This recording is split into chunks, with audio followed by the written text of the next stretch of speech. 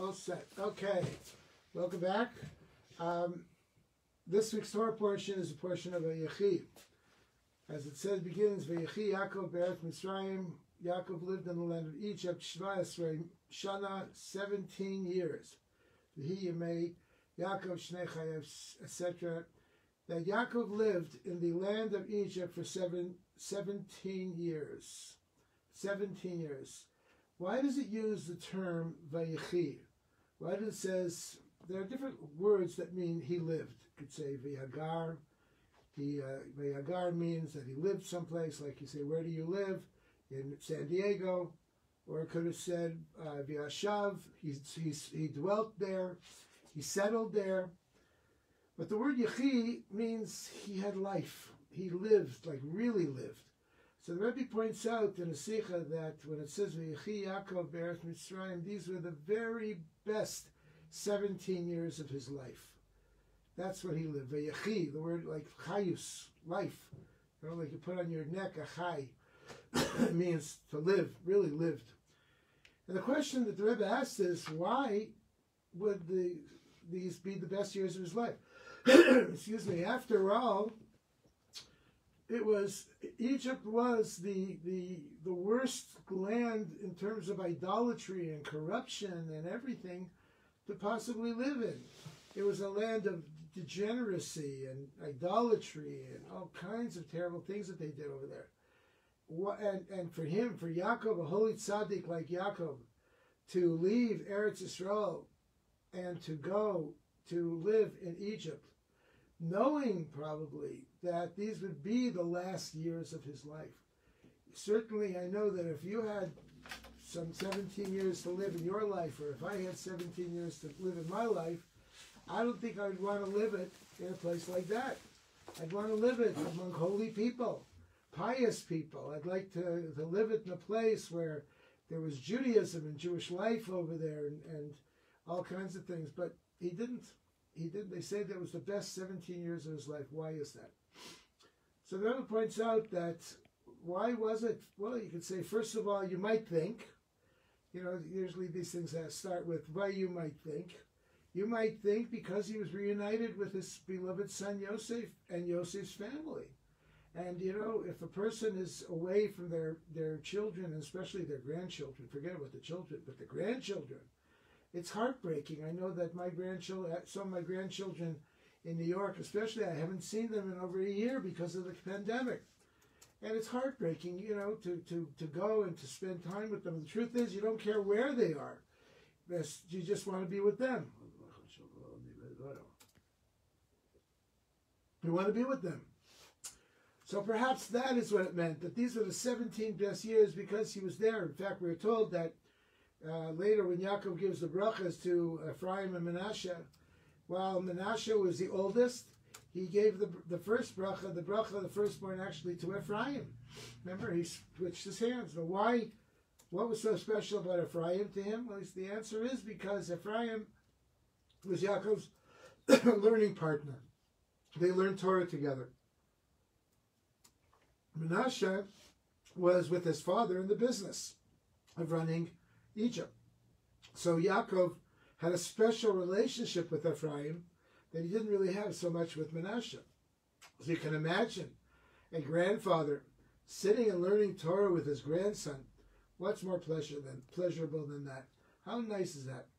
But actually, the Rebbe brings out another reason, perhaps an even deeper reason.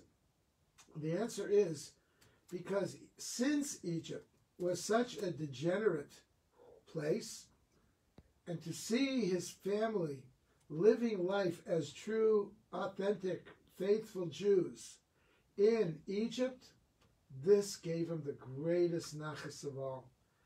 To know that his children were still keeping the Torah mitzvahs, they were still being faithful Jews, they kept their Jewish language and their Jewish dress, and they really were steeped in Yiddishkeit. Even in Egypt, this was something that was beyond belief for him. This was something that gave him tremendous nachas, and this is what made him feel that the last 17 years of his life, these years that he spent in Egypt, to be the very best years because of that. And of course, the lesson for us is also true. People ask me all the time, You know, I think I'm going to move to Florida. I'm going to move to New York. I'm going to move to Israel. I don't want to be in a community that's not such an observant community. And the answer is, it really doesn't matter where you live. It really does. Maybe to live in Israel is something very special.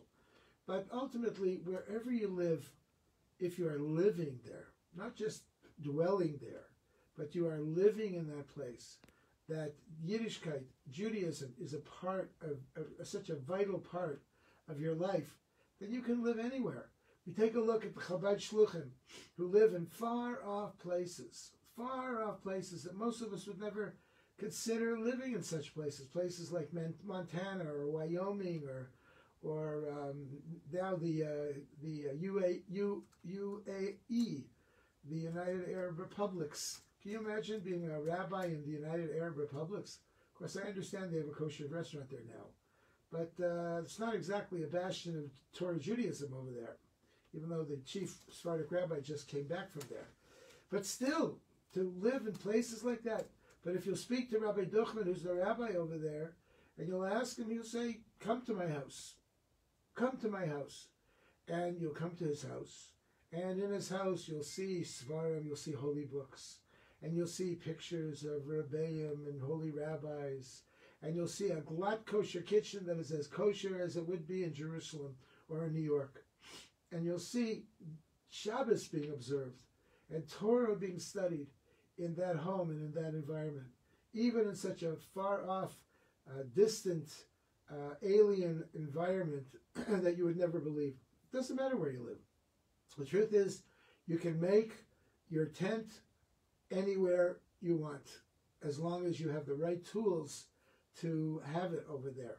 To make sure, as we're told, Yaakov, before he went to Egypt, he told Yehuda that he wants to make sure that a yeshiva is established in Egypt, so that when he comes to Egypt, he'll have a place to learn. He'll have a place to study Torah over there. It was vital. Before he goes, he wants to make sure that there's a place there that he can study Torah. And that will be a place that Yiddishkeit will be thriving and will be well over there. And that's really essentially what we have to do as well. You know, the Chabad Shluchim, they go to a place, and the first thing they do is they establish preschools and mikvahs and synagogues. They get going very quickly and get things moving. And then all of a sudden, people start showing up. People start coming, and they say, hey, this is a community that has a Jewish infrastructure to it. This is a place that I would like to live. And you'll take a look at many of the people, for example, in our community here in University City, and very observant people, strictly Orthodox in every respect. What are they doing in San Diego? Well, the answer is they ended up in San Diego for whatever reason, a job perhaps, or their wife was from here, or their family is here, whatever it may be. But the fact is that, what is their life like? Is their life any more Jewish, any more meaningful here in San Diego than it would be, for example, in Los Angeles or in New York or places like that? And I think they would answer no, it's exactly the same. We have everything we need here. We have schools, we have kosher, we have mikvahs, we have synagogues, we have friends, we have Torah study, we have daily minyanim, day and night, morning, noon, and night. We have everything we need. So the fact is, how is San Diego any different than, say, New York or Yerushalayim? Well, maybe they have a few more pizza shops in these places. But by and large, it's all what you're doing in that place, not where you're living at all. It's what you're doing in that place. If you're surrounded, especially with family, and especially with children and grandchildren, and a loving wife and a loving family, you've got it made. You have it absolutely made. And this is what Yaakov had in Egypt, and this is why they were the happiest days of his life. So the question, it's interesting that it mentions the term Vayechi, and the Parsha gives the Torah gives it the name, the Parsha, the name Vayechi, he lived. Where else do we find the word Vayechi? We also find it by Sarah, the Parsha Chaye Sarah. Again, the term Chaye means life, the life of Sarah. Similarly, while it says Vayechi Yaakov, that Yaakov lived in the land of Egypt, this is the Parsha where he died. He died in this Parsha. So it says he lived, then he died. And Sarah also. It says Chai Sarah, this is the life of Sarah, and she died. So we see, interestingly, that the word living is connected with dying. That's an odd thing. Why is living connected with dying? So the answer is that when a person is living, it doesn't matter if they're actually physically alive or not. A person can be dead, but still be very much alive. As we're told by that Eliyahu Navi never died. Yaakov Lomes, our sages tell us Yaakov never died. How do we know that? Because it says that Yaakov was gathered to his people, but nevertheless, it doesn't say he died. So the question is, how could it say he died? It says that he was embalmed, and he was buried, and he was gathered to his people, and that generally means he died. But our sages tell us, the Gemara says, Yaakov Lomes, Yaakov did not die. The term dying was not mentioned anywhere in the Parsha, or in the Pasuk where it says that he died. So that means that he didn't really die. So what's going on over here? So we are told, Ma zaro b'chaim afhu b'chaim. Just as his seed, his children are alive, so he is alive as well. Yaakov remained alive and continues to be alive even after his physical death. How so? How does this happen? So the Rebbe points out that when a person, he leaves a legacy, he leaves books, he leaves learning, he leaves children who are following in the ways of their father and their grandfather, this is not death. This is very much living. You know, there's a very big question that the Chabad Hasidim say when the Rebbe passed away. Some people believe they say he never died. How is it possible he never died? They said the Rebbe was buried. He was interred in a grave. He was made pure through the waters of Tahara. He was dressed in tachrichim, in the burial shrouds. And if you want to go and visit his graveside, you can do that in New York. So how do we say that the Rebbe never died? So the Rebbe used this expression when he referred to his father-in-law, the previous Rebbe. He said, Ma zaro b'chaim, just as his children or his seed are alive, Afu b'chaim, he is alive as well. The Rebbe believed very much that his father-in-law, the saintly previous Rebbe, Rabbi Yosef Yitzchak Schneerson, was very much alive throughout the Rebbe's life. Even as the Rebbe entered into the 90s, the 90th years of his life, he would very often refer to his father-in-law as the Nasi Darenu, the leader of our generation. And how can he say the previous Rebbe was the leader of the generation? The Rebbe was passed away. And the answer is because he did not pass away spiritually. Spiritually, he was still very much with us, very much a part of us. And so it is as well. The Rebbe is very much a part of us as well, through his teachings, through his influence, through the example he set for all of us, and what he wanted for all of us. The Rebbe is very, very much a part of us. He'll speak to Chabad Hasidim, and they will assert this idea every single day, that the Rebbe is still alive with us and actively part of our lives. And indeed, that's true. He left a library. If you see behind me, so many of the books in this library are the Rebbe's teachings and his writings, and even the letters that people would write to the Rebbe, letters that they would write to him, questions that they had. And very often people will have a question, and they'll open up at random one of the books of the Igros Kodesh, the holy letters that the Rebbe wrote to people during his lifetime, and they'll open it up, and they'll see a remarkable answer that is directed to them, living right now. And it's an amazing thing. And Hasidim very often use this technique to find answers to their question. Now, this is not a new thing. Now, they say that everything that is new is not necessarily true, and everything that's true is not necessarily new.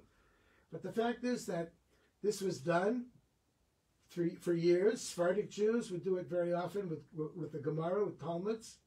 They would take a look, open a page of the Talmud. If they had something on their mind, they needed an answer, they would open up a volume of the Talmud at random, and they would see something in there very often that touched their heart, and that gave them the answer that they needed. And I'll tell you an interesting story that happened many years ago. We were purchasing this building in University City in San Diego, and things were not going well. The bank that was selling the building decided to change their mind.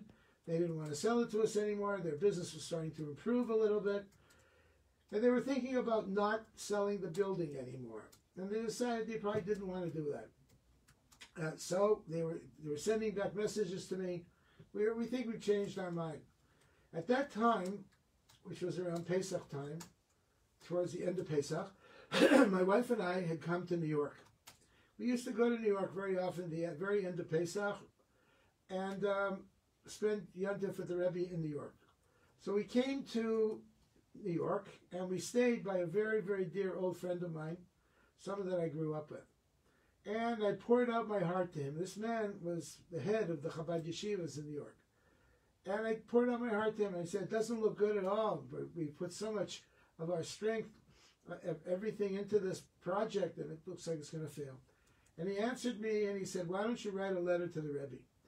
I said, well, the Rebbe passed away a number of years already. I said, I'm not really into that. I don't really do that. I don't know. He said, do it.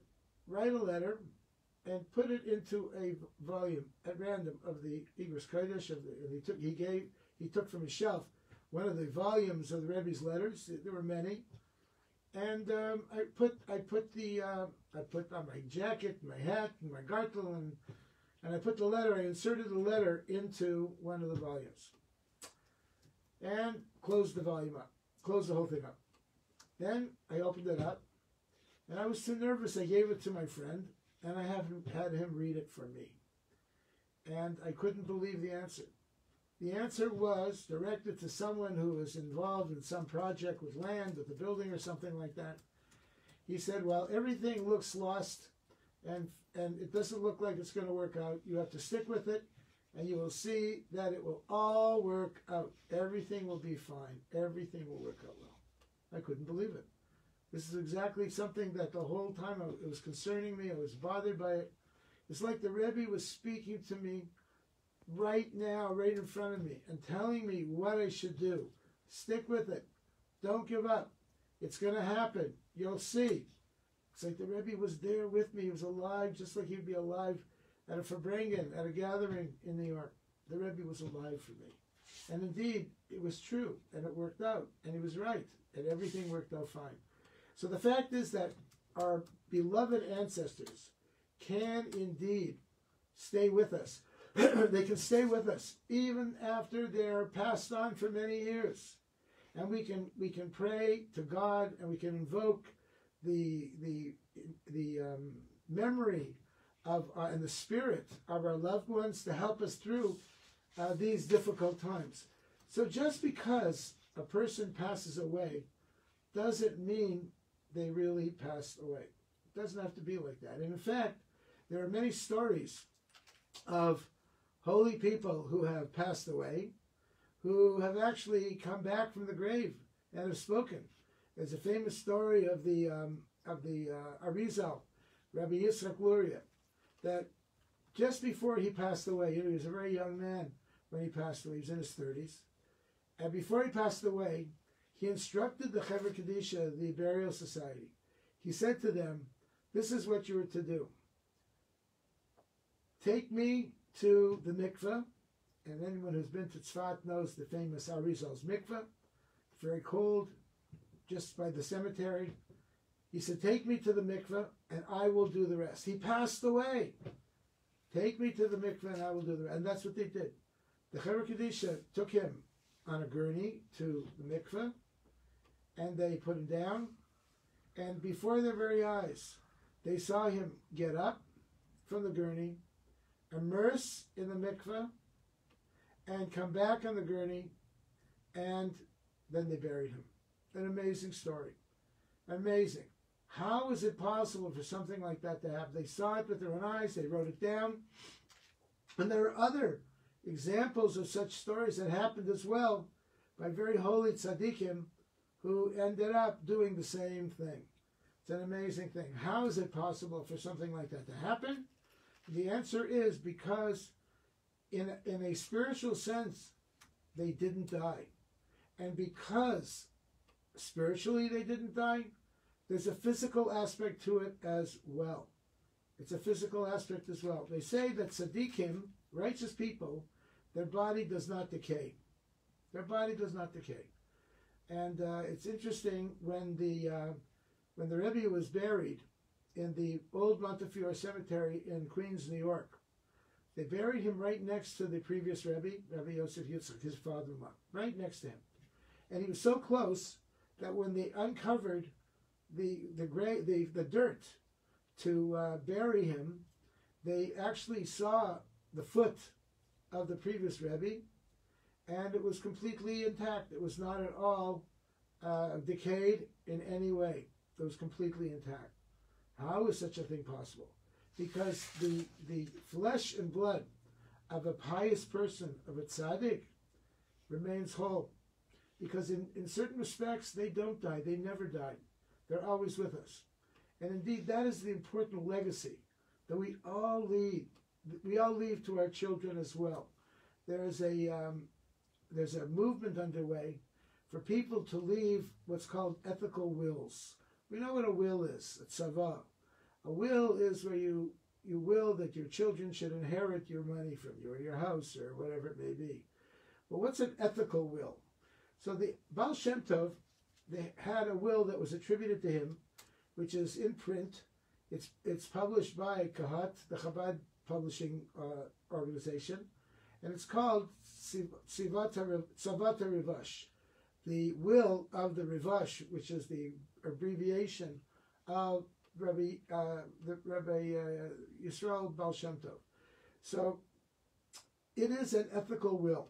It's not really a will. It doesn't say who gets his money or his house or anything like that. It's an ethical will, imploring everyone to keep the laws of Torah, to observe Judaism, to follow in God's path. So people are doing that more and more today. Before they pass away in their lifetime, when they're alive and healthy and well, they're writing down what their will is, what they want for their children. How do I want my children to remember me? And how do I want my children to live? What do I want that my children should live in life?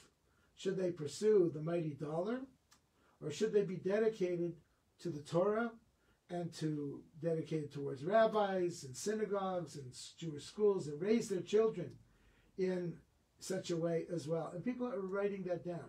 Furthermore, they're also writing down that their children should be honest, upright, charitable, kind to each other, take care of each other, take care of their mother or father that are still alive, and so on and so forth. So the fact is that people are leaving these ethical wills, and this way the children and the grandchildren who come after them know the values of the parents. What did my parents live for?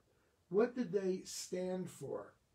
These are really the important things that a lot of times children don't know. A lot of times the parents are so busy making a living and taking care of the household chores that they never really told their children what they believed in, the values that were important to them. And those values need to be kept, and they need to live on after our parents pass away or our grandparents passed away. I, for one, was very blessed to have a set of grandparents that I was very devoted to, very close to. We lived close to each other in Toronto as I was growing up. And especially my grandfather was a man that I emulated. And when I think, what type of son or what type of grandson, especially, what type of grandfather rather, should I be to my grandchildren, I think of my grandfather and the type of grandfather he was to me. And this is the value that I want to. So whenever I think, how should I act as a grandfather? Of course, I don't know how he was with his children because I wasn't around so much then. With his children, my parents were older already. But as a grandfather, he was a very dear grandfather to me, and we spent many hours together and many, many years together. So when I think, what was the legacy of my grandfather to me, it's quite clear. I know what he stood for. I knew the values that he believed in. I would come to his house very often and visit with him on Sunday. And he would read the Yiddish newspaper. And he would say to me, take a look. There's a column on the Seder of the week, the portion of the week, read it. And it was in Yiddish. And he taught me a lot of how to read Yiddish. And he thought that the values of the Seder of the week, as this rabbi was saying it, was very beautiful and was very meaningful. As a matter of fact, this particular rabbi who would write for the Yiddish newspapers was Rabbi David Hollander, may he rest in peace, a prominent rabbi in New York. And years later, when I went to yeshiva in New York, I met Rabbi Hollander, and I mentioned to him, years ago, my grandfather used to read your column in the Yiddish newspaper, and he made me read the column every week. And I got a lot from it, just not only in terms of Yiddish, but in terms of values and in terms of the Sedra and what the Sedra stood for. And he was very happy to hear that after that 2 generations already were profiting from his own values. We are finishing the book of Bereshis. And we're going on now to the books of Shemos and Vayikra, Bamidbar, and Devarim.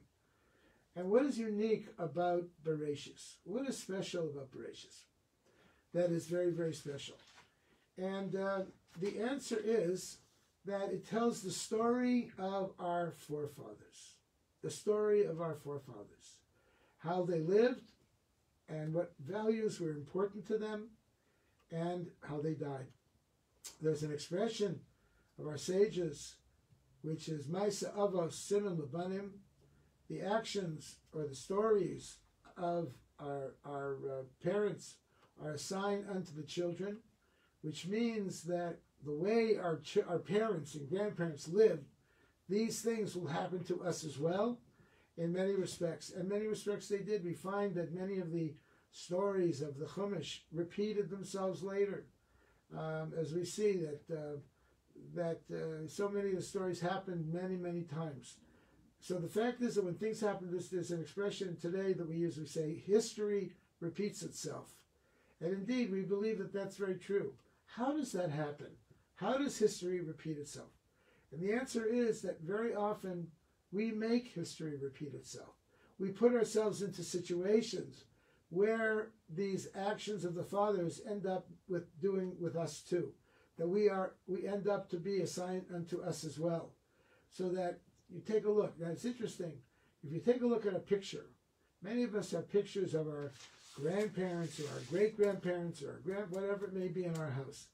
Take a good look at those pictures and you will see a remarkable resemblance between them and members of your family. Perhaps you also. Maybe you look just like your great-grandfather or your grandfather.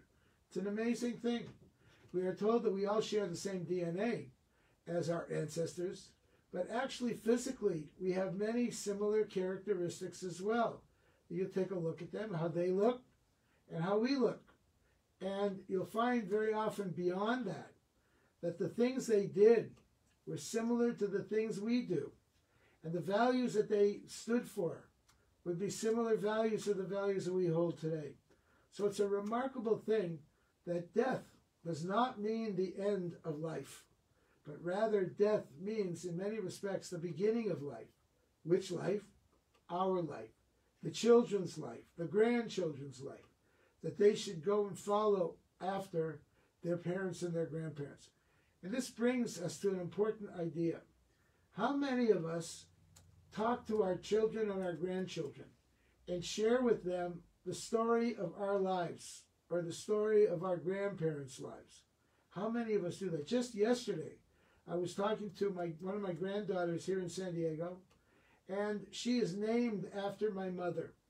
Same name, Rivka. She's named after my mother.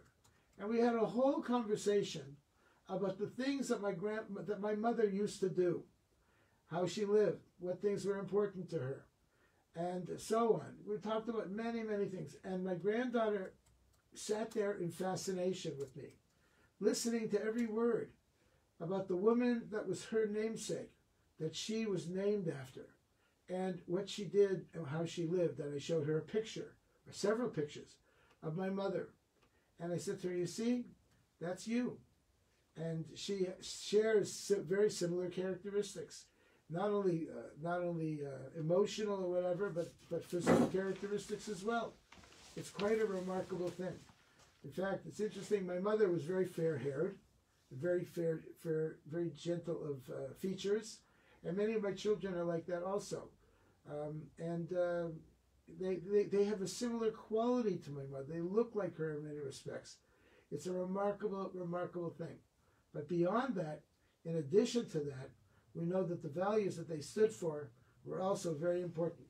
So the Torah is really a book of halacha. It's really a book of Jewish law, how to live. The word Torah is from the word hora'ah, which means a teaching. Specifically, how to live, how to act. The very first Rashi that we read in Chumash was about the mitzvah of kibush haaretz, of conquering the land of Israel and acquiring the land of Israel, right from the very beginning. And how Rashi points us out that the Torah really should have started from Chodesh Hazeh Lachem, that it should have started from the mitzvah of Rosh Chodesh, of counting the months, but rather it started from the mitzvah of kibush haaretz, of conquering the land of Israel.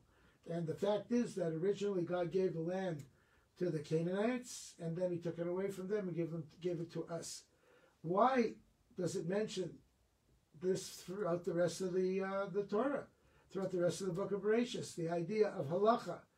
Because the answer is that we need to learn from the values of our ancestors. We need to know, how did they live? What did they do?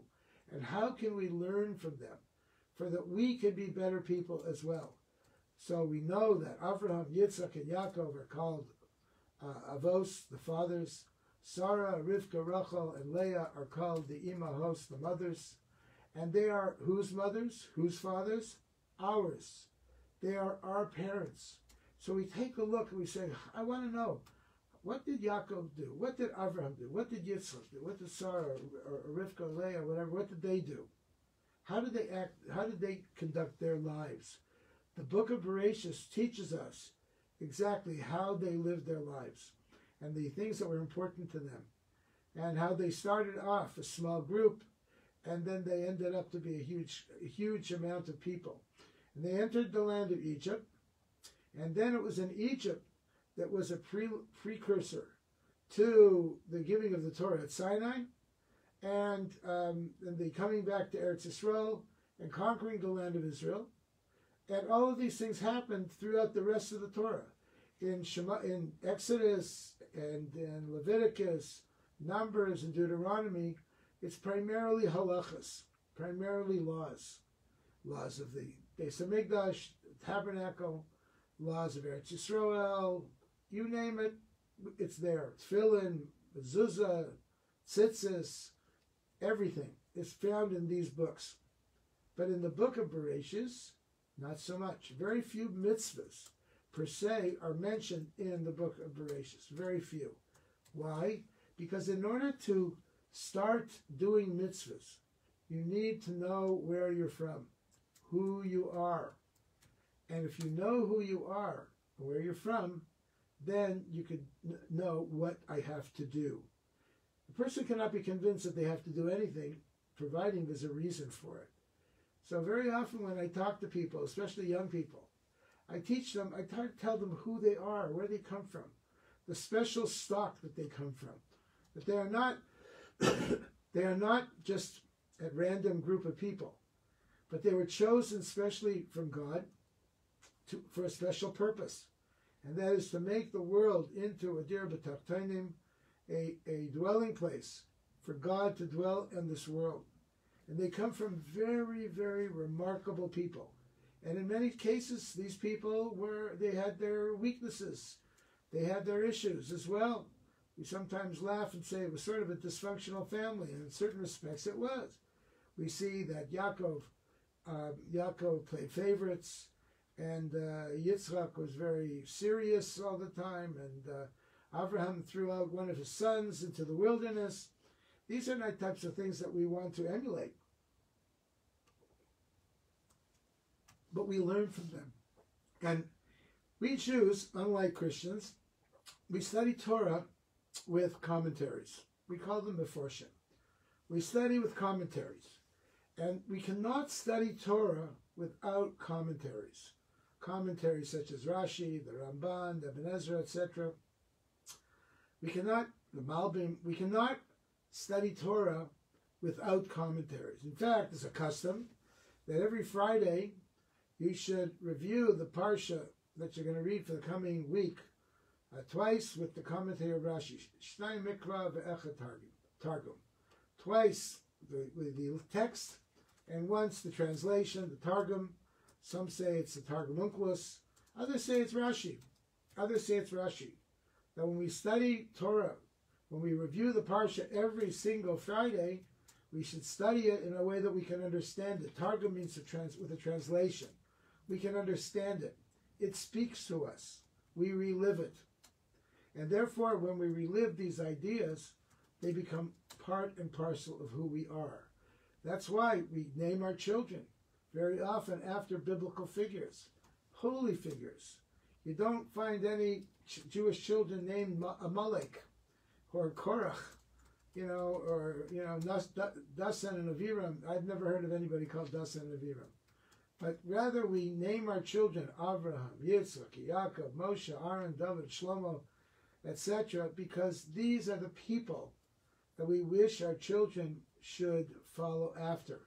And how do we do that? By learning Chumash, especially by learning Bereshis, and by learning Navi, the prophets, and how the prophets lived, and what they did, and how their lives were enriched.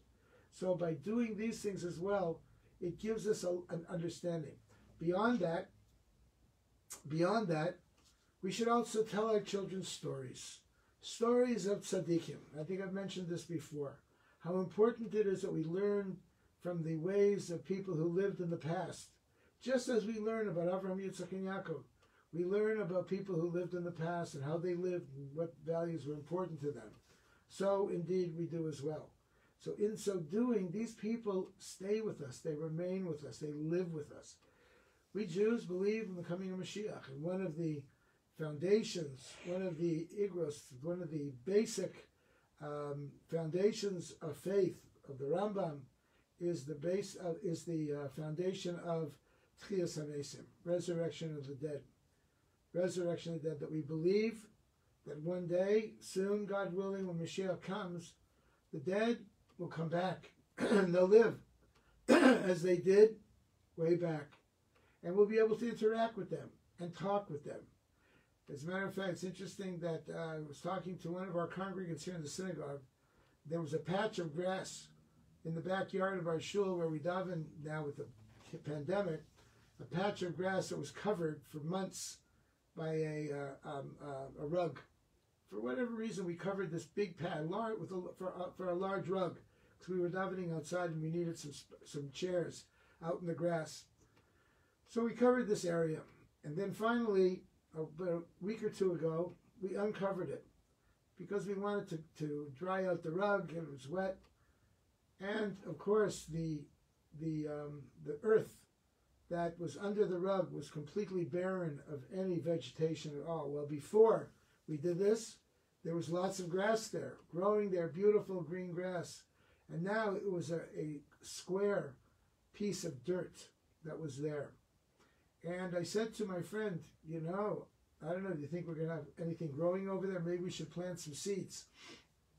And very wisely he said, no, you'll see, the grass will come back.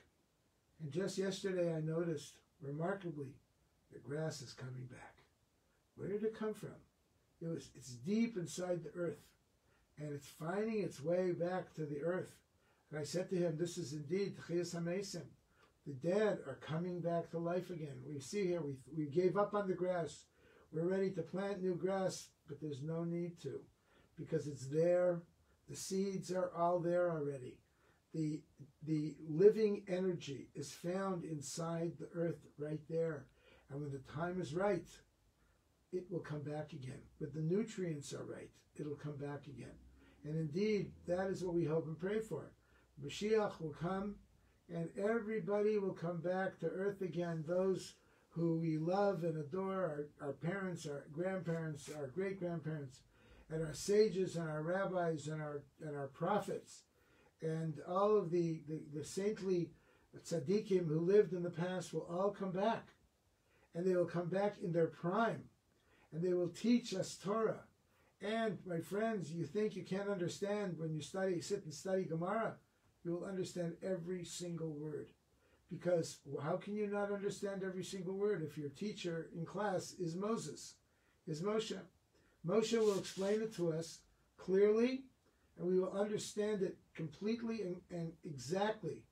Just as Einstein would teach you nuclear physics, and you would understand every single word of it, lahavdil. So Abraham, Yitzchak, and Yaakov and Moshe will teach us Torah, and we will understand it all, and we will take it into our heart and into our mind, and we will become new from it. And it's indeed something that we hope and pray for. So when we say living really means living. Shalom and a good Shabbat.